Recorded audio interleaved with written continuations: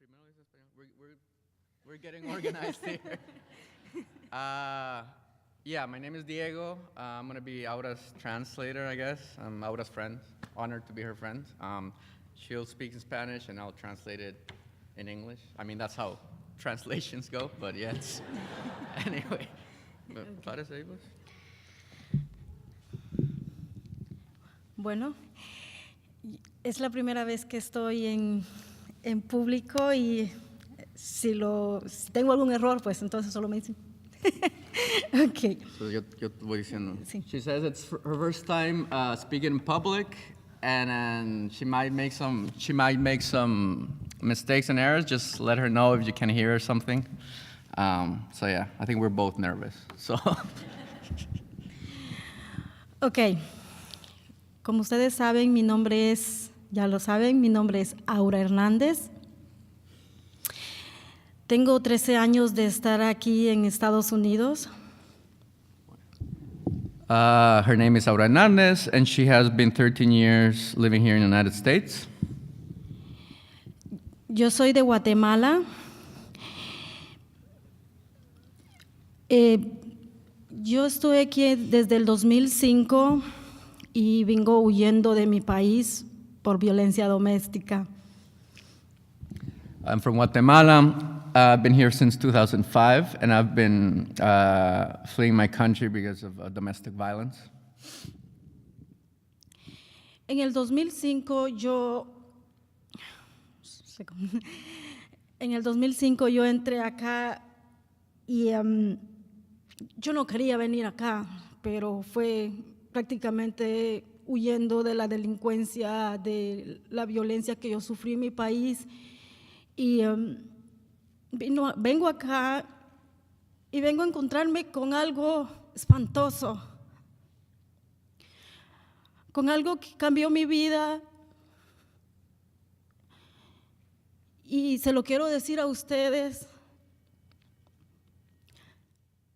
Cuando yo entré acá, un oficial de inmigración abusó sexualmente de mí.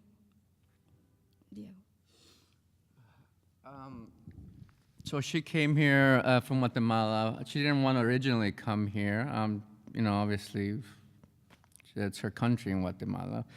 But she came here for what she mentioned. She was in need to come here. And when she got here, she faced something horrible she never thought she was faced or expected. A law enforcement from ICE sexually abused her. En el 2013 yo estaba conduciendo y me detuvo la policía por una infracción de tránsito y entonces volví a sentir ese miedo que se siente cuando uno entra a este país en una celda fría, sin comer, sin agua. Lo tratan como animales, nos tratan como fuéramos basura. Vengo y encuentro este monstruo.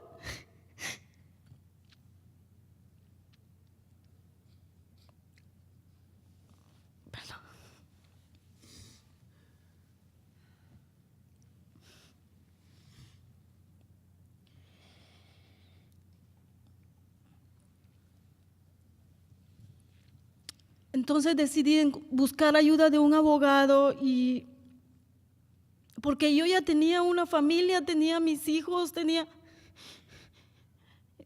empecé a luchar con esto desde hace 8 años, estoy luchando, suplicándole a ICE que me dé una oportunidad, cosa que yo soy la víctima. Ahora me tratan como delincuente. Yo no soy una delincuente. Ellos abusaron de mí, ahora soy yo la delincuente, no es justo. So 2013, after living here for several years, since 2005, she got into a traffic accidente, ¿fue? No, es a transit situation. And then she said she felt again what it was like it was when she came in. And during that time, she was treated like an animal, absolutely like garbage, with the fear being held in a cell, a cold cell. And she wants to, ever since she's been fighting legally, she hired a lawyer, it's been 8 years, but she's being treated like a criminal, as if she were the one doing the crimes when she was actually the person who's being the victim. Yo le comenté al abogado que lo que yo sufrí en el 2005, el abuso sexual que cometieron conmigo, entonces él me dice que yo era elegible para una visa U y se siguió la investigación. ICE vino a investigar todo, hizo todo lo que tenía que hacer. Después, un día me dice, no tienes tiempo, no lo dijiste a tiempo, esto se va a quedar así. Se quedó así por muchos años. So trying to go through the legal avenue, she obviously told the authorities about what happened in 2005. They told a lawyer that she was eligible for a visa, a U visa.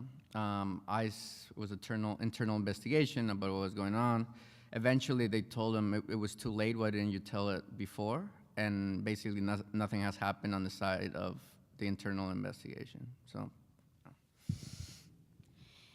En ese momento yo estaba la investigación y terminó todo esto cuando después yo supe que el abogado se murió, el abogado que yo contraté, y después encontré otro abogado y ese abogado solo agarró el dinero y me dijo que sí iba a seguir la investigación y nunca más. Yo pasé casi 3 años en la lucha y sin saber nada, sin saber que se me estaba acabando el tiempo para yo poder arreglar mi situación acá, para que no separen mi familia. So unfortunately, her original lawyer passed away during the process. She had to hire another one who basically took the money and ran. And because she didn't have that legal advice, the time was running out for her to at least attempt to figure out her status here, so that with the hope that she wouldn't be separated from her family. Cuando yo llegué el 30 de noviembre a ICE a afirmar que yo estaba cumpliendo con las citas que me daban, me dicen, señora, tiene 30 días para irse a su país. Y yo le dije, tengo 2 hijos aquí en Estados Unidos. Y I don't care, pero usted se tiene que ir. El 30 de noviembre del año pasado, ¿no? 2017, the 30th November, when she shows up for her regular ICE check-ins. Basically, it told her she had 30 days to leave the country, and I would have told her, like, but I have kids here that are U.S. citizens, and basically the ICE officer said, I don't care, but you have to leave. Contraté otro abogado y él hizo una aplicación de asilo y metió la moción en la corte, pero yo tenía 30 días de plazo, entonces yo llegué a los 30 días a ICE y me dijeron que yo no tenía más tiempo y me tenía que ir, ya no más tiempo. Y les supliqué, les rogué y me dieron nada más simplemente 3 meses para yo poder solucionar mi problema. So she came back after 30, she hired another lawyer, and they were attempting to apply for an asylum visa. When they went back, they basically denied it, and then they gave her 3 months to try to solve her situation again. Llegué a los 3 meses, prácticamente yo no me reporté ya a los 3 meses porque ese momento me iban a separar de mi familia. Y entonces busqué la ayuda. Yo estaba desesperada, yo estaba muy, muy mal. Entonces busqué la ayuda de Nuevo Santuario y ahí fue que se me abrieron las puertas.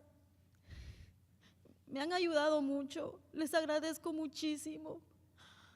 Ahora estoy acá con ustedes. Gracias, muchas gracias por apoyarme. Los tengo en mi corazón. During those 3 months, she was, for obvious reasons, in fear of going back to chickens and ice, so she reached out to New Sanctuary Coalition. Through New Sanctuary Coalition, they have opened a lot of the doors and helped her out a lot. And through Sanctuary Coalition, she ended up here with you guys, and she's infinitely grateful for what you guys done for her.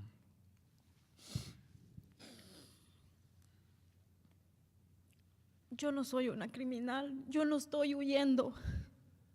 Lo único que quiero es justicia.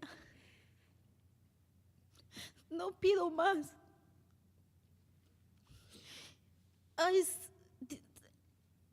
Destruye una familia. Te dicen simplemente, se te acabó el tiempo. Tengo una familia. No importa, te tienes que ir.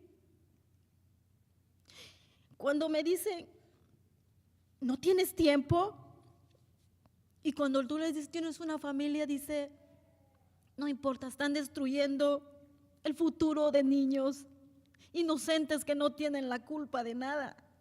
Están destruyendo. Tenía mi trabajo, yo no sé inglés, pero a pesar de eso, yo me las arreglé para yo poder tener un trabajo. Pagar mi renta, yo pago mi renta, yo pago la comida de mis hijos, yo crío mis hijos. Lo único que pido, yo no les pido nada, lo único que quiero es que vivir libre en este país. She's been treated like a criminal by ICE. They just come in and destroy families without thinking of the consequences. She doesn't speak the language, but she's worked really, really hard to try to figure out how to make a life for herself and her family. And basically she just wants to live free here with the family and yeah, stay together. Gracias, y esta es mi historia. Esto es, no solo yo lo estoy viviendo. Están destruyendo muchas familias. No es justo. No solo mi familia están destruyendo, tantas mujeres que callan, abusos de toda clase. Y simplemente te dicen, no tienes tiempo para seguir tu caso. ¿Por qué? Porque un día tuviste miedo de hablar.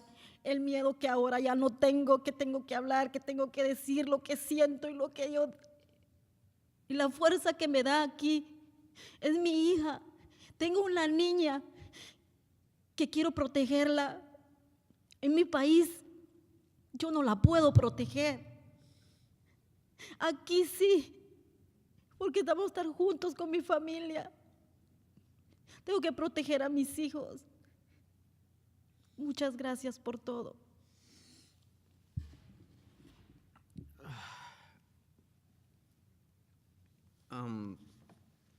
That's her story, she says. And it's not only her story, it's the story of a lot of women who sometimes have to stay silent, the abuse, and the authorities sometimes take that as an excuse to tell them they didn't do things in time. What gives her strength more than anything is her little daughter, beautiful little daughter you see walking around. She can't protect her in Guatemala. It's a difficult country, and she fights for her to be here, protected and united and be together with her family. And she just really wants to thank you for everything you've done. Yeah.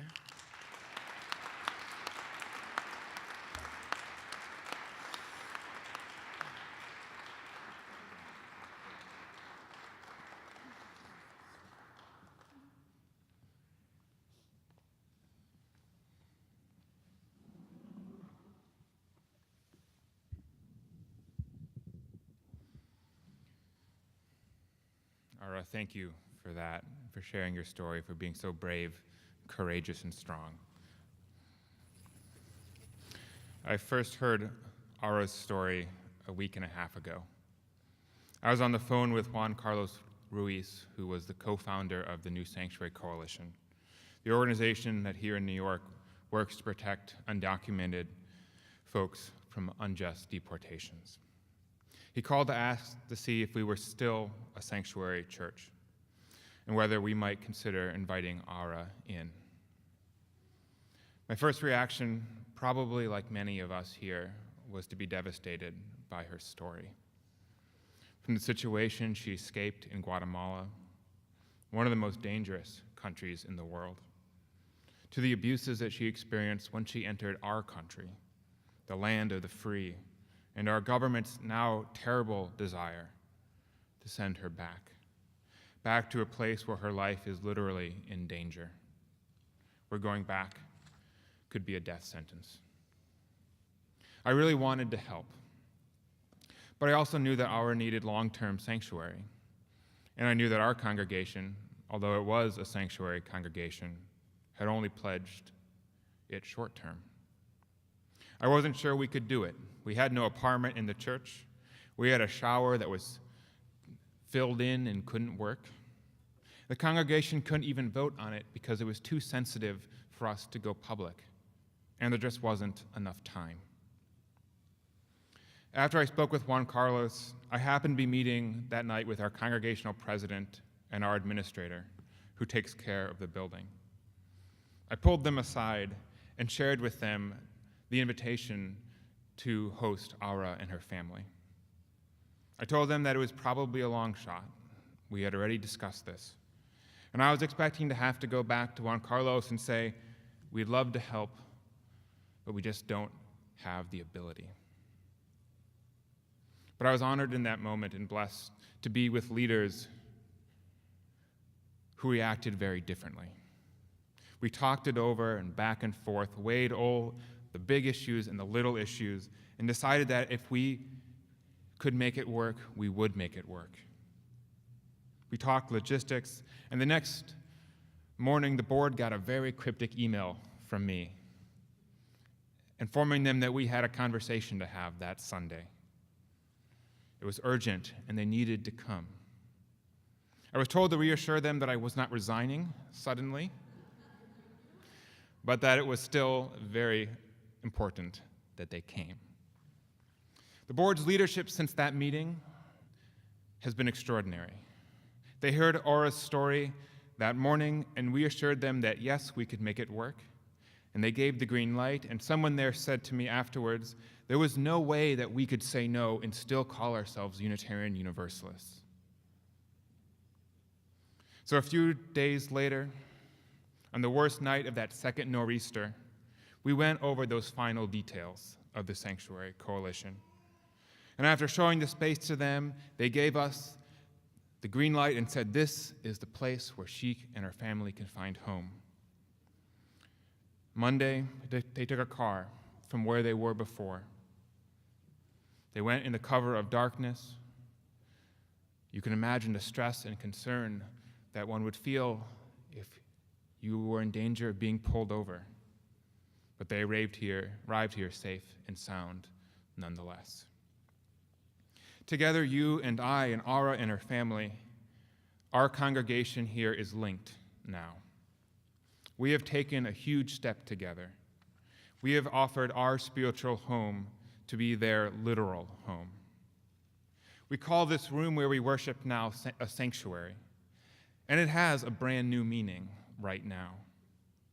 It has these great stone walls, these sturdy wood doors, and they aren't just representational anymore. They protect and actually keep someone safe, to ensure that hate is kept out and love is held in. There are many of us here who were not present when our congregation voted a year ago to become a sanctuary congregation. You may be filled with questions right now about what this means and why we would choose to offer sanctuary. Perhaps you worry it is illegal, that housing an undocumented individual targeted for deportation breaks the law or obstructs justice. You should know that being undocumented is not a crime. That's true both spiritually and metaphorically, but also it's true legally as well. You should know that even if it was a crime, the history of human progress is a history of people of conscience refusing to obey unjust laws, and that we would do it anyway. Jesus was lawfully executed. Slavery was legally defensible, and legality and morality are not the same. You should know that official government policy has acknowledged that religious communities like ours should not be targets of raids. We are a sensitive area, and that in the history of our nation, no religious community has ever had its sanctuary violated. Instead, we believe that offering sanctuary is an extension of our First Amendment right to the practice of our religion, that we have the right, not the government, to determine who can enter our doors and who can leave them. You should know that we have the full support of groups like the Legal Aid Society and the ACLU, that the New Sanctuary Coalition is strong and includes powerful congregations like Riverside Church, the Cathedral of St. John the Divine, and B'nai Jeshurun. And I know that our fellow Unitarian Universalist congregations, All Souls, Brooklyn, Community, Staten Island, and Queens, are all ready to stand with us in this work. You should know that we're not hiding anything. We have told the government that Aura and her family is here. We're not harboring her. There is nothing secretive going on, and we are not pretending like this isn't happening. That is actually the whole point. Our strategy together is fairly simple. The government, and specifically ICE, and ICE stands for Immigrant and Customs Enforcement, they can put into writing, and often do, anytime they want, that someone is safe from deportation. Aura is, after all, going through the asylum process and is working through the system. She's trying to play by the rules, but ICE won't guarantee her safety, even though they could. We can only assume it's to protect themselves from the allegations of abuse that she has shared with them under oath. By staying here with us, we are not only assuring that she can wait for her legal process to unfold, we are putting pressure on ICE and the government to offer a guarantee of her safety. We are making sure that in the era of Me Too, another woman isn't silenced and punished for speaking out about their experience. We will go public with the press soon. We have journalists from the Times, even here today, to help Aura tell her story and make her case to America and to the world. I believe that her story is one everyone needs to hear. It's one that could change the conversation about how we see undocumented people in this world. It only takes a minute with Aura and her family to see why. To see her beautiful daughter walking up and down the aisles, her beautiful smile, her arms outstretched. She loves when you pick her up and carry her like this. Of meeting Daniel, Aura's 10-year-old who is up here, of seeing how smart and thoughtful he is. And just from talking to Aura, her sincerity, the love she has for her family, and the heartbreak that would loom if we let them be separated. When you meet them, you think about how could anyone tear them apart? How could anyone send her back to the danger in Guatemala where she was? What kind of people, nation, and government allows that kind of thing to happen? They are exactly the kind of people America needs. People full of courage and love and determination, who risk their lives for freedom and for family. Isn't that what America is all about? The sanctuary movement, I believe, is about protecting American values. It's the final moral consequence of our belief that we have been endowed, all of us, with certain unalienable rights, that each of us possess inherent worth and dignity, no matter who we are or where we come from. Some people say that America must be for America first. But America has never just been about a group of people within a group set of borders. It is not and never has been about a tribe or a nation. It is an idea, a promise, that human beings are worth something, that everyone deserves to live in freedom and not fear, that our diversity makes us better, happier, wiser, and stronger. The idea of America, the idea of Unitarian Universalism, our religious faith, is to see past borders, to live out this radical inclusivity that our founders so imperfectly began, and push us closer to the world where human and beings are never forgotten or denied. A world where people are not statistics or foreigners or someone else's problem, but they are our kin and our family, who love like we love, who feel afraid just like we feel afraid, who grieve as we do, who just want to find and live in peace with the people in their lives. And if that is true, if we all share that, how can we turn our backs on someone like Aura and her family? On someone who is telling us that they need friendship now, they need support now, they need a safe place to be. We have to be each other's keepers. Our society today doesn't think like this. It doesn't see that we are alike in more ways than we are different. It eagerly draws distinctions between us and them, those who are deserving and those who are not deserving. That's what leads someone like Aura to be treated so callously, where the threat of being thrown back into danger makes no difference, where someone can say, I don't care that the sentence that I pass out to you may make sure that your life is in danger or even ends. Today, by being a sanctuary congregation, we say that here, of all places, this will not be true. That here we protect those in need of protection. That here we believe women who say they have been abused. That here we believe in family values, real family values, that preserve love rather than tear children away from their mothers. Christianity, Islam, Judaism, Unitarian Universalism, you read all their holy texts and it is clear. Was not Jesus a refugee as he fled Egypt from the tyranny of Herod? Did not Muhammad flee Mecca, fearing for his life? Did they not deserve compassion and wisdom too? Does not the book of Leviticus call the Jewish people to remember their experience in exile, saying, when strangers sojourn with you in your land, you shall have to do them no wrong. They shall be as natives among you, and you love them as yourself.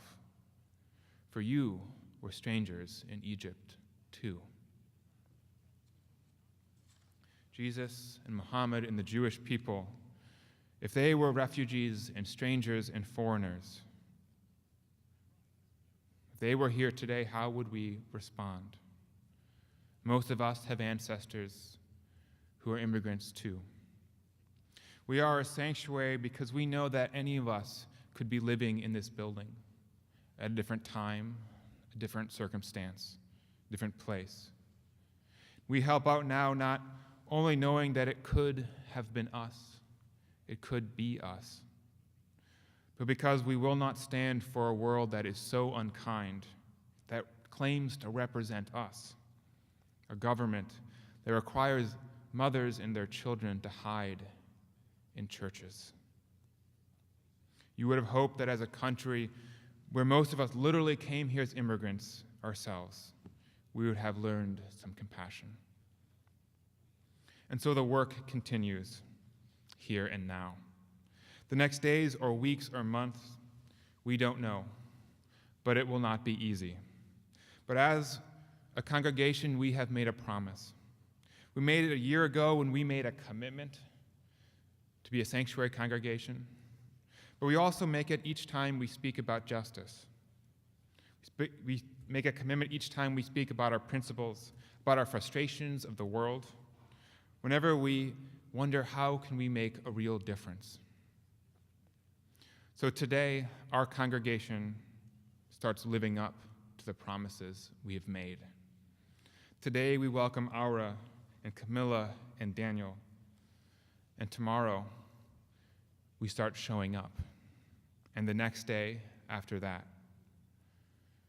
This is not a symbolic stand that we are taking. For one of the first times in our congregation's history, this is a real stand. There are real things that need to happen going forward. We need to do small things like making sure that Aura has food, that laundry is done, and larger things too. We have to find out how to deal with the legal issues and the publicity and how to take this fight beyond these walls into the world that needs to hear her message, that needs to see that not just this congregation is on her side, but they need to be on her side too. So friends, we have little inserts in your order of service. They ask you to volunteer to be part of this effort. We ask for your email, we ask for your phone and your name. We ask you to turn it in during the offering in a few moments. You can bring it to me after the service. We have a basket back there. We need your help. We need you to welcome Aura after service and to keep coming back in the weeks to come, because this place can be a lonely place to be. Our home has to be her home. Our congregation, our country is hers as well. I cannot wait for you, all of you, to get to know her, Camilla and Daniel, all of her friends and her family, to see what wonderful people they are, see what love they can bring our community, and how fortunate we are to have them in our lives. So, Aura, to all your friends and family, welcome here. We stand with you and by you. You bless us with your presence, with your courage, and with your love. I pray that all of us here are worthy of the example that you set us for how we should be in our lives and how we should be good allies and friends and family to you. It's time for all of us to get serious and to get started. May it be so, and amen.